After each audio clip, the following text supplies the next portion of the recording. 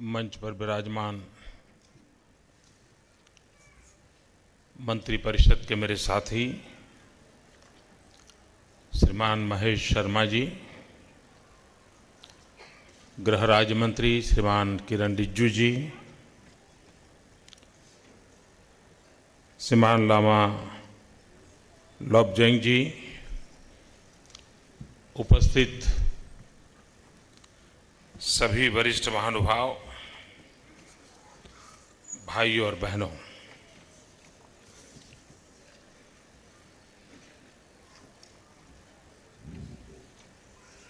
आज हम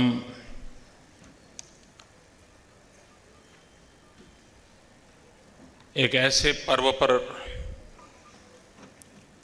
इकट्ठे हुए हैं जो एक प्रकार से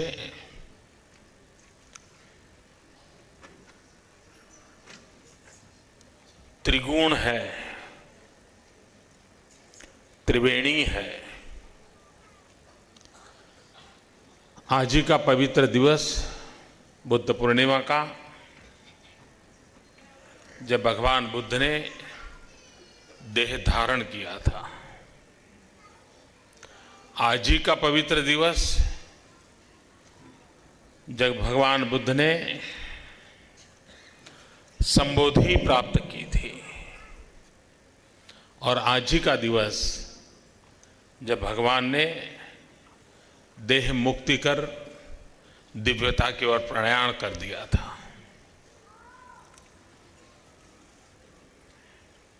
लेकिन आज हम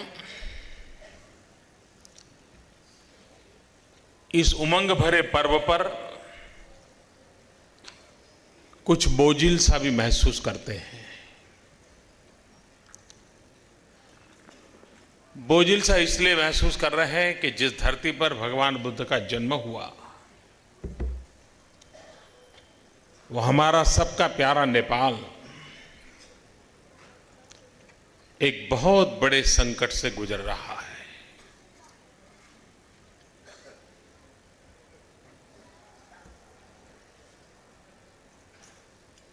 ये यात्रा कितनी भयंकर होगी उसकी कल्पना करना भी कठिन है, और कितने लंबे समय तक नेपाल के इन पीड़ित बंधुओं को इस यातनाओं से जूझना पड़ेगा, इसका भी अंदाज करना कठिन है।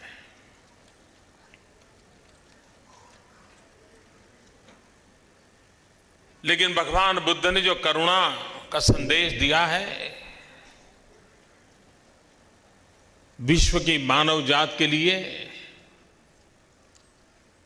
उस करुणा को जीने का एक मौका भी है। उसी करुणा से प्रेरित होकर के नेपाल के पीड़ित बंधुओं के तक दुख दर्द को हम बांटे, उनके आंसुओं को पहुंचे, और उन्हें भी एक नई शक्ति प्राप्त हो। इसके लिए आज हम भगवान बुद्ध के चरणों में प्रार्थना करते हैं।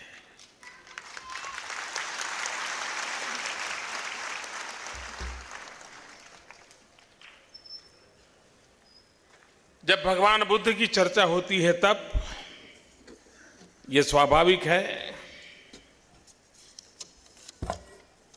कि आज के युग में उन्होंने जो कहा था, उन्होंने जो जिया था, और उन्होंने जीने के लिए जो प्रेरणा दी थी, क्या आज के मानव जात को, आज के विश्व को वह उपकारक है क्या? और हम देखें तो जीवन का कोई भी विषय ऐसा नहीं जिसमें आज भी बुद्ध प्रस्तुत न हो।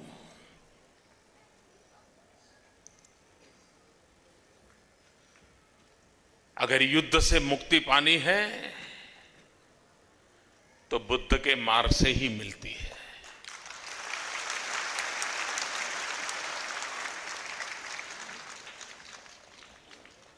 कभी कभार लोगों का भ्रम होता है कि सत्ता और वैभव समस्याओं का समाधान करने के लिए पूर्ण होती है, लेकिन भगवान बुद्ध का जीवन इस बात को नकारता है। भगवान बुद्ध को संबोधि प्राप्त करने का अवसर हम सबको विदित है, लेकिन भगवान बुद्ध के एक एक आचरण में ऐसा लग रहा है कि वो पहले से ही उनके मन की भूमि तैयार थी। बारिश आने के बाद, बीज बोने के बाद फसल होना, ये हमारे ध्यान में होता है, लेकिन उस धरती की अपनी एक ताकत होती है, उसका अपना एक सामर्थ्य होता है, जो बाद में जब उर्वरा का रूप ले तब हमारा ध्यान जाता है। भगवान बुद्ध में लग रहा है कि जन्म काल से ही एक प्रकार से वो संबोधि को प्राप्त होकर के आए थे, और विधिवत रूप से संबोधि प्राप्त करने का अवसर जो दुनिया की नजर में कोई और था। वरना क्या कारण था कि जो व्यक्ति स्वयं राज परिवार में पैदा हुआ हो, जो व्यक्ति स्वयं युद्ध विद्या में पारंगत हो, जो व्यक्ति जिसके पास अपार सत्ता हो, अपार संपत्ति हो, उसके बाद भी मानव कल्याण के लिए यह पूर्ण नहीं है,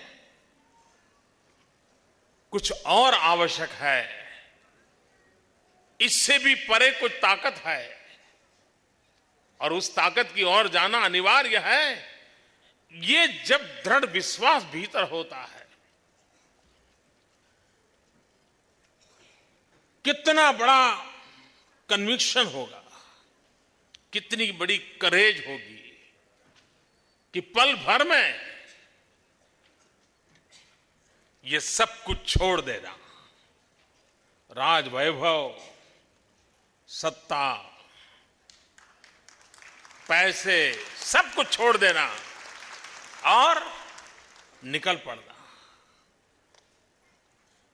इन सबसे भी ऊपर कोई शक्ति है जो मानव के काम आएगी, मानव कल्याण के काम आएगी। ये विचार छोटा नहीं है। जब भगवान बुद्ध की तरफ देखते हैं, एक सातत्य नजर आता है, भीतर की करुणा उनके रोम रोम में प्रतिबिंबित होती थी, प्रवाहित होती थी।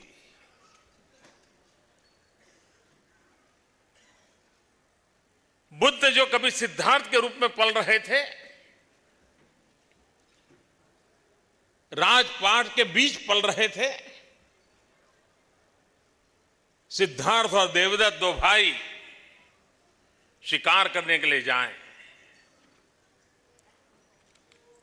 और बुद्ध के दर्शन वही हो जाते हैं कि जब शिकार करते समय देवदत्त के तीर से एक हंस मारा जाता है और सिद्धार्थ उसको बचाने के लिए अपना जीवन खपा देते हैं। उनके भाई शिकार करने के आनंद को लुटाने में मशगूल होना चाहते हैं, और तब अपने सगे भाई के प्यार वगैरह सब छोड़ करके अपने सिद्धांतों का रास्ता बचपन में एक बच्चा पकड़ लेता है और कहता है कि नहीं, मैं मारने नहीं दूंगा। अगर भीतर से करुणा प्रवाहित न हुई होती, अगर जीवन करुणा से प्रेरित न हुआ होता, प्रभावित न हुआ होता तो यह घटना संभव नहीं होती, क्योंकि राज कराने में जिस प्रकार का लालन पालन होता है, युद्ध की विभीषिकाओं के बीच जीने की जिनको तैयारी रखनी होती है, जिसको शस्त्र से सज्ज किया जाता है, वो व्यक्ति एक पंखी के लिए इतनी करुणा प्रकट करता हो और सगे भाई को छोड़ने के लिए तैयार हो जाता है, तब उस करुणा की तीव्रता कितनी ऊंची होगी इसका अंदाज आता है। और यह भाव ही तो है, यही तो ताकत है जो उसको राजपाट छोड़ने के लिए प्रेरित करती है।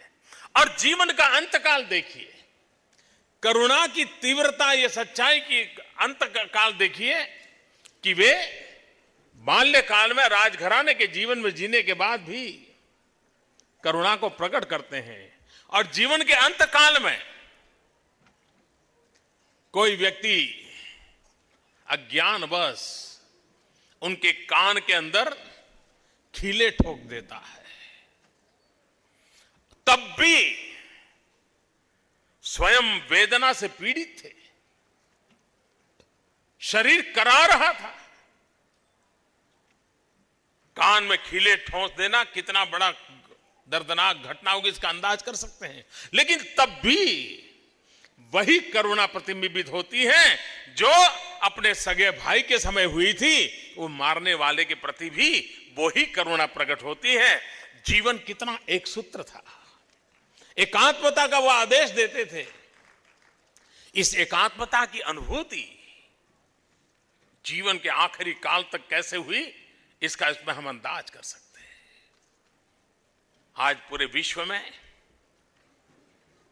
एक चर्चा है, 21वीं सदी एशिया की सदी है।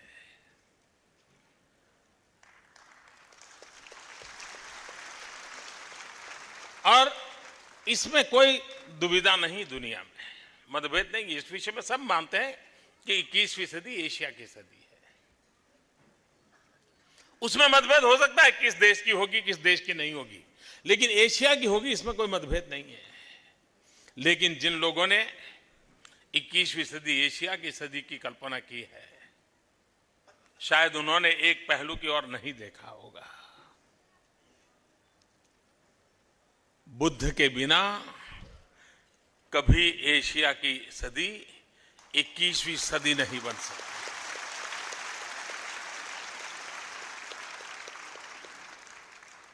बिना बुद्ध न 21वीं सदी एशिया की सदी हो सकती है, और बुद्ध ही हैं जो 21वीं सदी एशिया की सदी को विश्व में एक प्रेरणा का कारण बना सकते हैं। और वो प्रेरणा क्या है? विश्व संकटों से जूझ रहा है, एक दूसरे के मौत पर उतारू है, हिंसा अपनी चरम सीमा पर है, विश्व का बहुतेक भूभाग रक्त रंजित है, तब करुणा का संदेश कहां से आएगा? मरने मारने की इस मानसिकता के बीच प्रेम का संदेश कौन दे पाएगा? और वो कौन ताकत है, कौन सी शख्सियत है जिसकी बात को दुनिया स्वीकारने के लिए तैयार होगी? तो जगह एक ही दिखती है, किनारा एक ही जगह पर नजर आता है, वो है बुद्ध।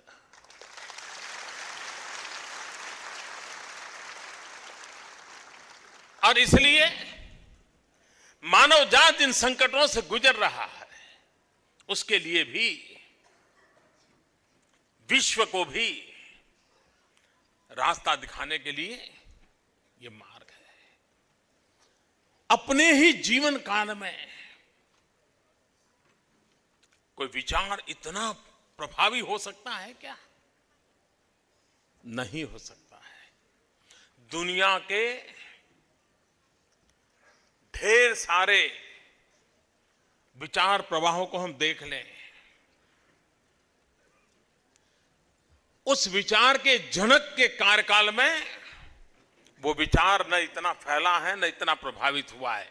बाद में उनके शिष्यों के द्वारा फैला होगा, शासकीय व्यवस्थाओं की मदद से फैला होगा, लेकिन किसी व्यक्ति के जीते जी अगर वो नाम है तो एक ही नाम है विश्व के पूरे इतिहास में, वो है बुद्ध।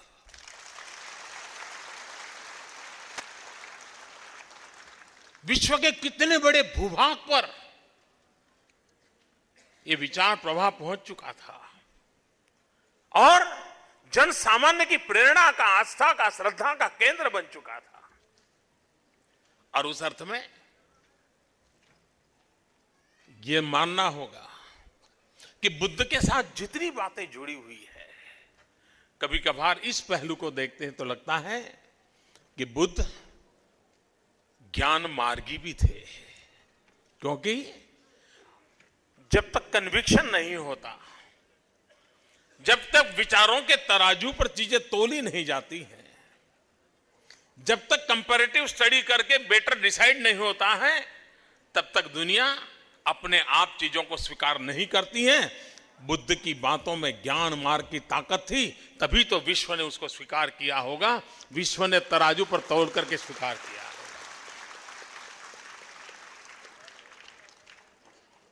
उस समय सामाजिक जीवन में भी बुराइयां और बुराइयों का अतिरेक था, आशंकाओं का दौर चलता था, भूविस्तार एक सहज राज्य प्रवृत्ति बन गई थी। ऐसे समय, यानी ऐसे विपरीत समय में त्याग की चर्चा करना, मर्यादाओं की चर्चा करना, प्रेम और करुणा का संदेश देना और सामाजिक सुधार की बात करना, जिन मुद्दों को लेकर आज भी हम हिंदुस्तान में चर्चा करते हैं, 2500 साल पहले भगवान बुद्ध ने भी इन मुद्दों को स्पर्श किया था।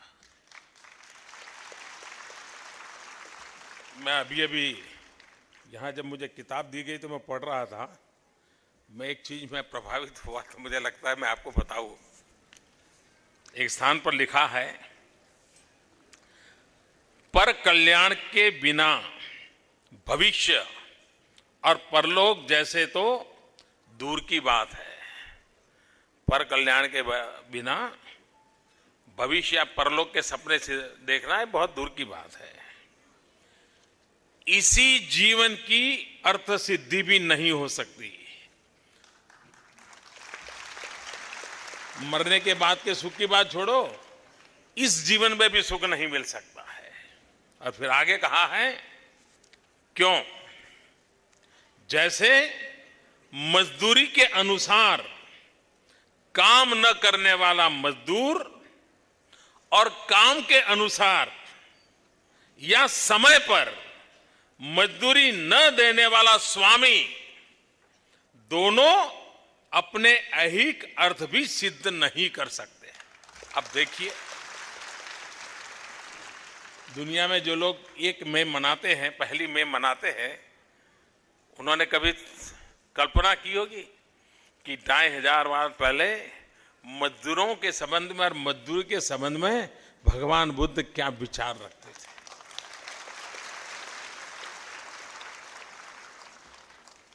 जाति प्रथा हो, ऊंच नीच का भाव हो, अच्छे बुरे की चर्चा हो, भगवान बुद्ध उस विषय में बड़े संवेदनशील थे। और क्या चाहते थे? एक जगह पे उन्होंने कहा है, दूसरों से अपमानित अल्प ओजस्वी लोग महान ओजस्वी बने। क्या इच्छा है? जो अपमानित होते हैं, अल्प ओजस्वी है, वे लोग महा ओजस्वी बने और धूप, हवा या परिश्रम से प्रेरित कुरूप लोग सुंदर बने। अरे मजदूरी करते करते पसीने से रेप जेब रहते, जिनका चेहरा मोहरा लुढ़क गया है, वो चाहते हैं कि ये लोग सुंदर, यानी हर पल दलित, पीड़ित, शोषित, वंचित, यही उनके दिल के अंदर जगह बना के बैठा था। आगे एक जगह पे कहते हैं, महिलाओं के गौरव की बात को किस ढंग से उन्होंने रखा है, विमेन एम्पावरमेंट की चर्चा कैसे की है, अपने तरीके से की है, युग युग के अनुरूप कही है। उन्होंने कहा है, इस लोक में जितनी स्त्रियां हैं वे अगले जन्म में पुरुष बने।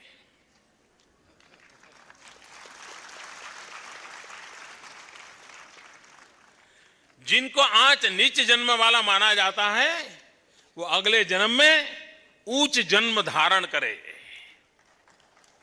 और आगे बड़ा महत्वपूर्ण कहते हैं, ये सब होने के बाद भी वे कभी अभिमान को प्राप्त न करे।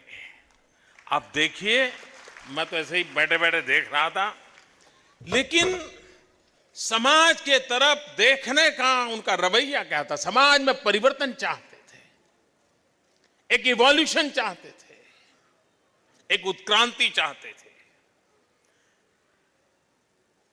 व्यक्ति का जीवन भी ऊर्ध्वगामी पर जाए, समाज व्यवस्था भी ऊर्ध्वगामी हो, ये उनका प्रयास था।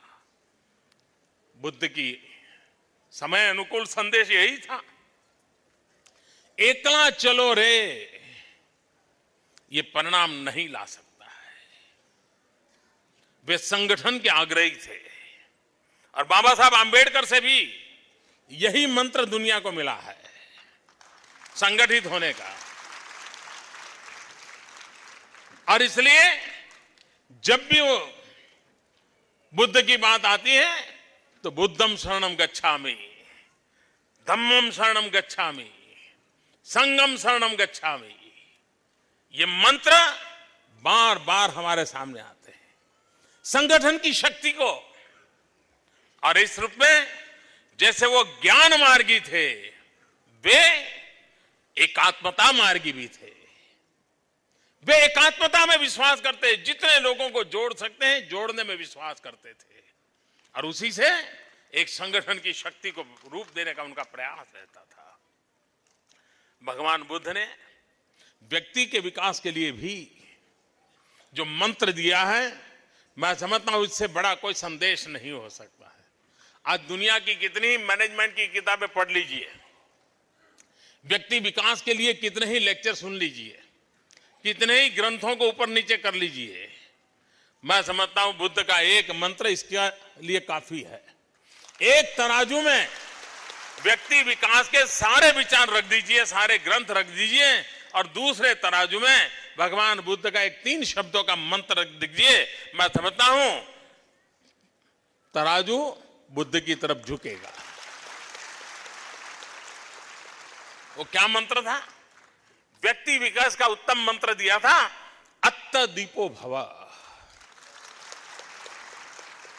मैं समझता हूं कि अत्त दीपो भव से ऊपर व्यक्ति के जीवन के ऊर्ध्वगामी यात्रा के लिए और कोई रास्ता नहीं हो सकता है। और उस अर्थ में मैं कहूं कि स्वयं भगवान बुद्ध, कुछ लोग कहते हैं कि वो पूर्व के प्रकाश थे, ज्यादा रूप से उनको वर्णित किया जाता है, लेकिन मैं मानता हूं कि शायद उनको पूर्व के प्रकाश कहते समय हमारी कल्पना शक्ति की मर्यादाएं नजर आती है, हमारी कल्पनाशीलता की मर्यादाएं नजर आती है। लगता तो ऐसा है कि पूरे ब्रह्मांड के लिए वो तेज पुंज थे, जिस तेज पुंज में से समय समय पर जिसकी जैसी क्षमता प्रवाहित होने वाले प्रकाश को वो प्राप्त करता था, और इसलिए वो अपने आप में एक तेज पुंज थे। उस तेज पुंज से प्रकाश पाकर के हम भी उस दिव्य मार्ग को कैसे स्वीकार करें, जिसमें करुणा हो, जिसमें साथ लेकर का स्वभाव हो, जिसमें औरों के लिए जीने की इच्छा शक्ति हो और उसके लिए त्याग करने का मार्ग हो। बुद्ध ने हमें ये जो रास्ते दिखाए हैं, उन रास्तों को लेकर के जब हम चलते हैं, तब भगवान बुद्ध ने अष्टांग की चर्चा की है, और मैं मानता हूं इस अष्टांग के मार्ग को जाने बिना, पाए बिना बुद्ध को नहीं पा सकते। और उस अष्टांग मार्ग में भगवान बुद्ध ने जो कहा है, एक सम्यक दृष्टि, दूसरा सम्यक संकल्प, तीसरा सम्यक वाणी, चौथा सम्यक आचरण, पांचवा सम्यक आजीविका, सम्यक प्रयत्न, सम्यक चेतना, सम्यक ध्यान, ये अष्टमार्ग right view, right thought, right speech, right conduct, right livelihood, right effort, right consciousness, right concentration. भगवान बुद्ध ने ये अष्ट मार्ग हमारे लिए सूचित किए हैं। आज भी यूनाइटेड नेशन अंतर्राष्ट्रीय योगा दिन दिवस के लिए स्वीकृति देता है। दुनिया के 177 देश योगा दिवस को समर्थन करने के लिए, और यूएन की इतिहास में इस प्रकार के रिजोल्यूशन को इतना भारी समर्थन पहले कभी नहीं मिला है। इतने कम समय में कभी ऐसे विचार को स्वीकृति नहीं मिली है पूरे यूएन के इतिहास में। वो योग भी भोग से मुक्ति दिलाने का मार्ग है, और योग रोग से मुक्ति दिलाने का भी मार्ग है। और वही एक कदम आगे बढ़े तो ध्यान की ओर ले जाता है, जिसकी ओर जाने के लिए भगवान बुद्ध हमें प्रेरित करते हैं। और इस अर्थ में देखें तो आज के युग में जिन संकटों से हम जूझ रहे हैं, जिन समस्याओं से हम जूझ रहे हैं, उन समस्याओं का समाधान इन आवश्यकताओं की पूर्ति करता है। पूरे एशिया में भी मैं जहां भी इन दिनों जा रहा हूं,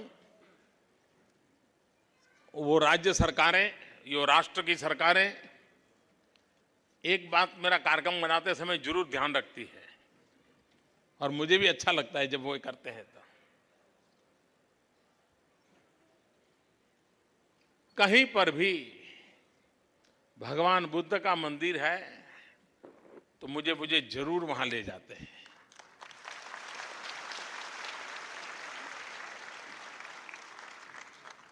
मैं मुख्यमंत्री था तो चीन गया था। कोई कल्पना नहीं कर सकता है, लेकिन चीन सरकार ने मेरा जो कार्यक्रम बनाया उसमें एक शाम मेरी भगवान बुद्ध के मंदिरों में बिताने के लिए आयोजित किया था।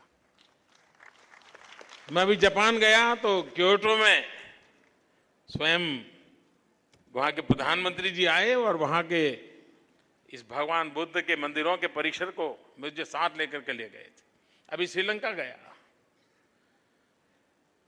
सभी बौद्ध भिक्षुकों के साथ मेरा मिलने का अवसर मुझे मिला, और मैं देखता हूं कि कितनी बड़ी आध्यात्मिक चेतना है, लेकिन बिखरी पड़ी है।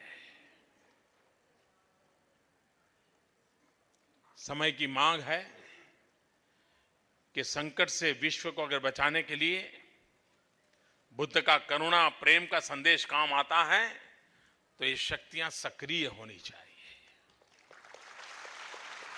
और भगवान बुद्ध ने कहा था उसी रास्ते पर संगठित भी होनी चाहिए, और तभी जाकर के सामर्थ्य प्राप्त होगा। और मैं ये अच्छा हुआ कि हमारे कुछ लोगों का ध्यान नहीं गया अभी तक, वरना कई चीजें हमारे देश में बड़ा विवाद का कारण बनाने में देर नहीं लगती। मैं गांधीनगर में मुख्यमंत्री था तो हमारा जो एक सचिवालय का नया परिसर बना, तो उस परिसर में मैंने एक बहुत बड़ी मूर्ति भगवान बुद्ध की लगाई है। प्रवेश होते ही सामने है, और मैं जिस मुख्यमंत्री के निवास में रहता था वहां पर भी प्रवेश में सामने ही भगवान बुद्ध विराजमान है। अभी तक शायद इन लोगों का ध्यान नहीं गया, वरना तो कब के मेरे चमड़ी उधेड़ ली गई होती।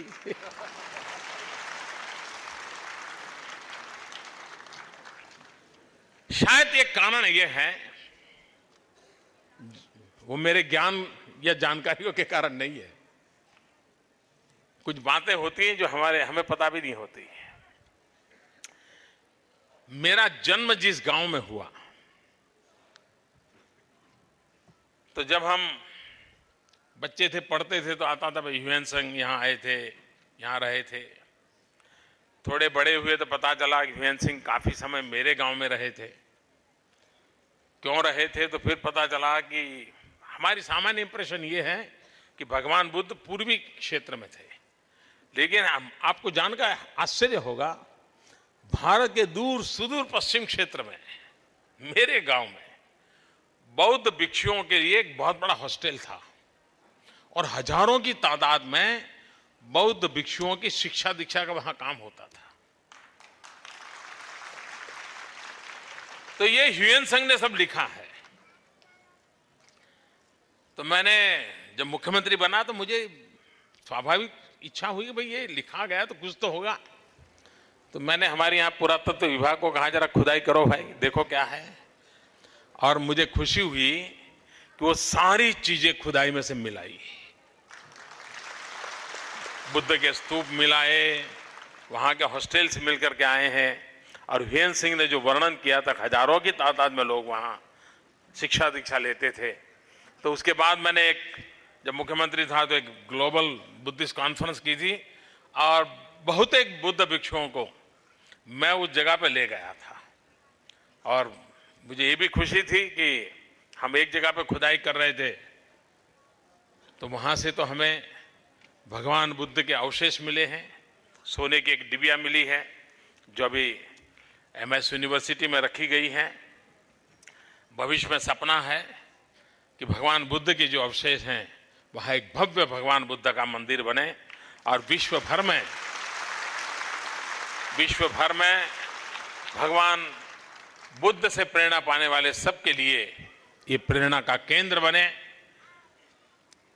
तो मेरा नाता, मैं हमेशा अनुभव करता हूं, कुछ विशेष कारण से भगवान बुद्ध के साथ है, उस विचारों के साथ है, उस करुणा और प्रेम के रास्ते के साथ है। मुझे आज बुद्ध पूर्णिमा के इस पावन अवसर पर भगवान बुद्ध के चरणों में आकर के बैठने का अवसर मिला, उनका स्मरण करने का अवसर मिला और आप सबके दर्शन करने का अवसर मिला। मैं अपने आप को धन्य मानता हूं। मैं फिर एक बार नेपाल के लोगों के लिए भगवान बुद्ध से प्रार्थना करता हूं कि मेरे पीड़ित भाइयों को बहुत शक्ति दे और बहुत ही जल्द हमारा ये प्यारा भाई ताकतवर बने और शक्तिशाली बनकर के हिमालय की गोद में फले फूले। यही प्रार्थना करते हुए मेरी वाणी को विराम देता हूं। बहुत बहुत धन्यवाद।